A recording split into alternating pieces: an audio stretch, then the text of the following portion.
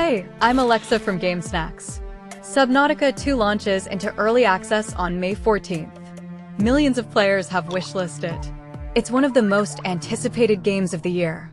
But there's so much unknown worlds didn't put in the trailers. So much hidden beneath the surface. Today I'm diving deep into 5 secrets about Subnautica 2 that you won't find anywhere else. Secrets about development. Secrets about creatures. Secrets about weather, memorials, and even a secret ending. This is going to be a long dive. Grab your oxygen tank. Let's go. Secret number 1. Subnautica 2 was originally a completely different game.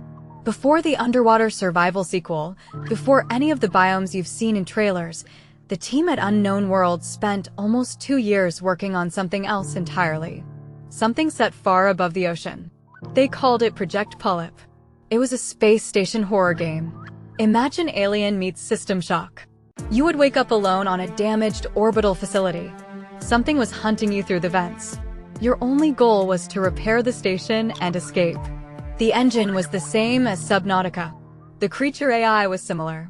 But the environment was cold, metallic, and claustrophobic. Plate Esters played the prototype. They said it was terrifying. But they also said it didn't feel like Subnautica. The open ocean freedom was gone. The awe of exploring beautiful alien reefs was replaced by dread of narrow corridors. The feedback was clear. This isn't what we want. So Unknown Worlds made a painful decision. They scrapped 2 years of work. Almost the entire project was deleted. But they didn't throw everything away.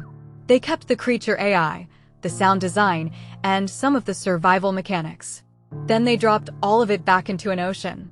One developer tweeted years later, "We tried to leave the water. The water pulled us back." That decision shaped Subnautica 2 into what it is today. The horror elements from Project Polyp still linger. You can feel them when you're deep in a dark cave, with your oxygen running low, and something moves just outside your flashlight beam. That's the ghost of Project Polyp. And it's still hunting you. Secret number 2. The new leviathan class creature has a name you haven't heard. Trailers call it the Stalker. It's shown briefly in the announcement trailer. A long, serpentine body, bioluminescent stripes, and a mouth full of needle teeth. But internally, the team calls it something else. They call it the Lullaby. Why that name? Because of its hunting behavior. Before it attacks, it emits a low-frequency hum. This hum is so low that human ears can barely detect it. But the small fish in the area? They freeze. Their nervous systems lock up. The water around them becomes still. You'll see it happening. Schools of fish suddenly stop moving.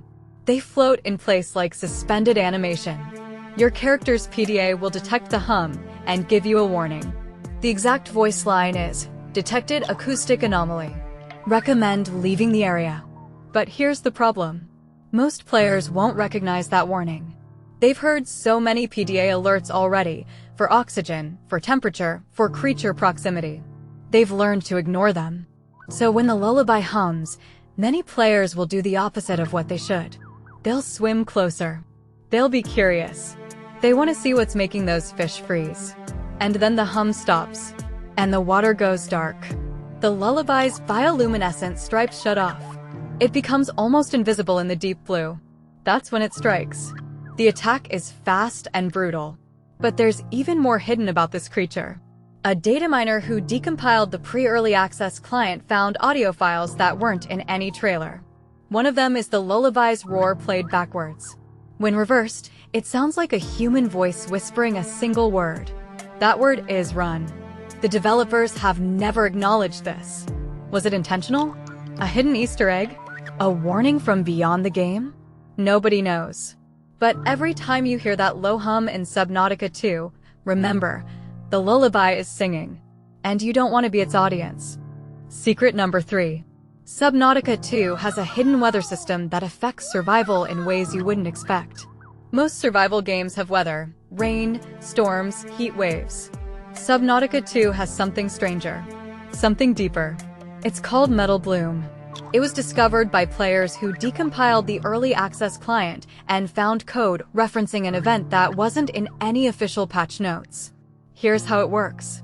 Once every few in-game weeks, roughly every 10 to 15 hours of playtime, microscopic bioluminescent organisms rise from the deepest trenches of the map. They come from a biome called the Silent Depths, a zone so deep that sunlight never reaches it. These organisms are carried upward by thermal vents.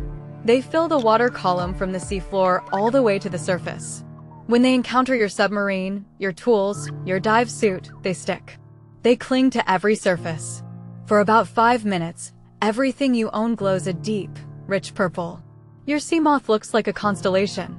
Your oxygen tank pulses with light. It's beautiful. It's mesmerizing. But it's also deadly. The metal bloom attracts predators.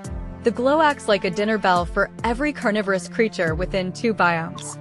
You'll see distant shadows start converging on your position. First 1, then 3, then a dozen. Your scanner will light up with red dots approaching from all directions. And there's another catch. The organisms cling to your rebreather. They partially block the filters. Your oxygen depletes 20% faster during the metal bloom. You have to make a choice. Stay and enjoy the spectacle or flee before the hunt begins. Most players who encounter the metal bloom for the first time die within that 5-minute window. They're too mesmerized by the beauty to notice the danger closing in. Unknown Worlds has never officially confirmed this system. It's not in any trailer. It's not in any developer blog. The only reason we know about it is because players dug through the code. It's a secret that the developers planted for the most curious survivors. If you see purple lights in the deep, swim away. Swim fast.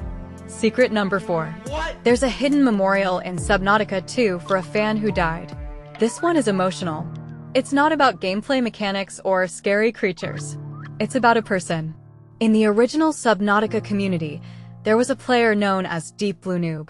He wasn't a streamer with millions of followers. He wasn't a YouTuber. He was just a dedicated fan.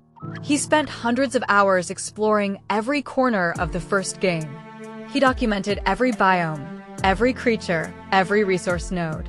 He created detailed maps before the official wiki existed. His maps helped thousands of players navigate the depths. He did this for years, quietly, without asking for anything in return. In 2022, he was diagnosed with an aggressive form of cancer. He continued playing Subnautica during his treatment. It was his escape. In 2024, he passed away. His username was Deep Blue Noob. When the developers at Unknown Worlds learned about his story, they decided to honor him. They added a hidden location in Subnautica 2, at coordinates that roughly matched the deepest point of the first game, around 1,500 meters down. In a dark trench, there's a small cave. It's easy to miss. It's not marked on any map. The entrance is partially hidden by rock formations. But if you find it, you'll see something unexpected. A broken PDA lies on the ground. When you repair it, it plays a voice log. The voice is not from any character in the game. It's a recording. And it says, "This is the most beautiful place I've ever seen. I wish I could stay longer."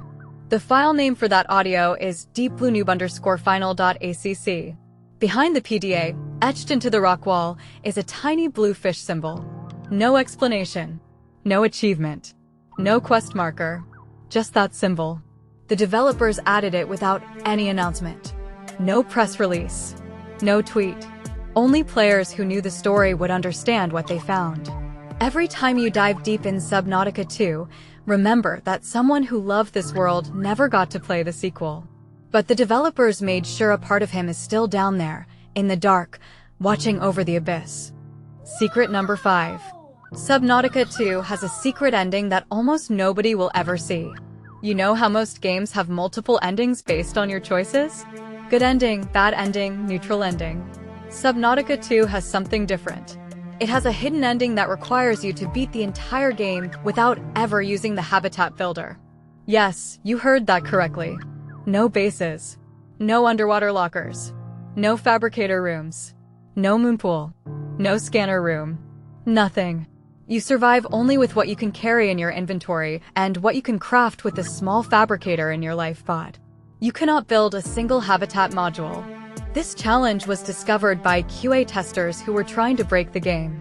They wanted to see what would happen if they ignored the base building mechanics entirely.